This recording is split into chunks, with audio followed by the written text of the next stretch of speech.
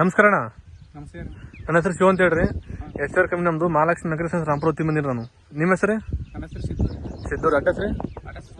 ಸುಡ್ಗಾರ್. ಊರು? ರಾಮಪುರ. ಇದಕ್ಕೆ 10 ದಿವಸದಿಂದ ರೂಪಾಯಿ ಅಂತ ಎಣ್ಣೆ ತಿಂದ್ರಿ ನೀವು?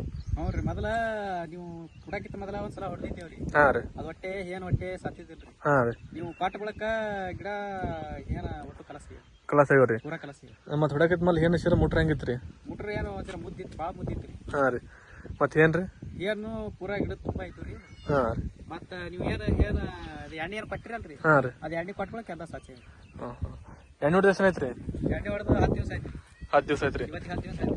10 ದಿವಸ ಪೂರ ಮತ್ತೆ ಶನಿವಾರ ಆಯ್ತು ರೀ 10 ದಿವಸ ಆಯ್ತು. ಹಾಂ. ಎಣ್ಣೆ ಹೊಡ್ಬೇಕು ಪೂರ ಕವರ್ ಆಗಿದಲ್ರಿ?